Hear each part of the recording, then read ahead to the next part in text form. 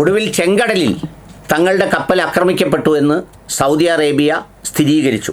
ചെങ്കടലിൽ വെച്ച് തങ്ങളുടെ കപ്പലായ എൻസീലിയ എന്ന് പറയുന്ന 2 കപ്പലുകൾക്ക് നേരെ ഹൂത്തികൾ ആക്രമണം നടത്തിയതായി സൗദി അറേബ്യ അറിയിച്ചിട്ടുണ്ട്.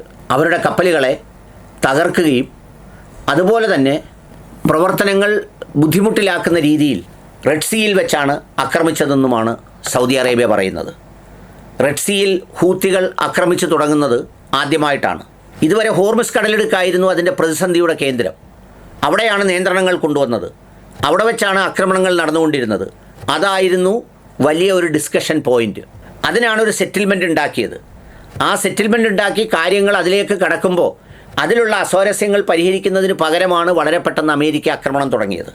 അമേരിക്ക ഓരോ ദിവസവും ആക്രമിച്ച് ഞങ്ങൾ അത് തകർത്തു ഇത് തകർത്തു എന്നൊക്കെ അവകാശപ്പെടുമ്പോഴും ഇറാൻ്റെ തിരിച്ചടി കാണിക്കുന്നത് ഒന്നും അവർക്ക് കാര്യമായി തകർക്കാൻ കഴിഞ്ഞില്ലെന്നാണ്. ഏറ്റവും കൂടുതൽ അടി കിട്ടിക്കൊണ്ടിരിക്കുന്നത് കുവൈറ്റിനാണ്. ആ കുവൈറ്റിൻ്റെ US ബേസുകളെല്ലാം തുടരെ ആക്രമിച്ചുകൊണ്ടിരിക്കുന്നു. 3ഓളം ബാലിസ്റ്റിക് മിസൈലുകൾ ഉപയോഗിച്ചാണ് കഴിഞ്ഞ ദിവസം കുവൈറ്റിൽ ആക്രമണം നടത്തിയത്.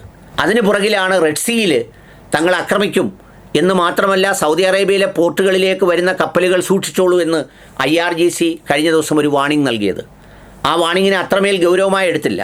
ട്രംപൻ പറഞ്ഞത് അതൊക്കെ വെറുതെ വീൺവാക്കാണ്, അങ്ങനെ പറയുന്നു എന്നേ ഉള്ളൂ എന്നാണ് പറഞ്ഞത്. പക്ഷേ കൃത്യമായി റെഡ് സീയിൽ തങ്ങളുടെ 2 ഓയിൽ ടാങ്കറുകൾ ഹൂത്തികൾ ആക്രമിച്ചു എന്ന് സൗദി അറേബ്യ പറയുകയുണ്ടായി. സത്യത്തിൽ ഹൂത്തികളുമൊക്കെയായുള്ള പ്രശ്നങ്ങൾ ഒരു പരുവം പരിഹരിച്ച് സൗദി അറേബ്യ അതിൻ്റെ വിഷനിലേക്കും ഡെവലപ്മെൻറ്റിലേക്കും പോകാൻ ഒരുങ്ങുമ്പോഴാണ് വീണ്ടും അമേരിക്ക നിർബന്ധിക്കുന്ന അമേരിക്കൻ ഇസ്രായേൽ അധിനിവേശം കൊണ്ട് പശ്ചിമേഷ്യയിൽ മറ്റൊരു യുദ്ധം പുറപ്പെടുന്നത്. ആ യുദ്ധമുണ്ടാക്കുന്ന ഇമ്പാക്റ്റുകളുടെ തുടർച്ചയാണിത്. ഇവിടെ ഹോർമുസ് കടലിടുക്കും റെഡ് സീയും കൂടി ആക്രമണ വിധേയമായാൽ പിന്നെ എങ്ങനെയാണ് ലോകം മുന്നോട്ട് പോവുക? എങ്ങനെയാണ് എനർജി ക്രൈസിസ് പരിഹരിക്കുക? എങ്ങനെയാണ് ചരക്ക് നീക്കം നേരിടുക?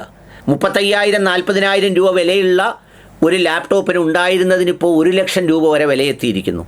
ഒരു ചെറിയ ഹാർഡ് ഡിസ്കിന് 150% വരെ വില വർദ്ധിച്ചിരിക്കുന്നു.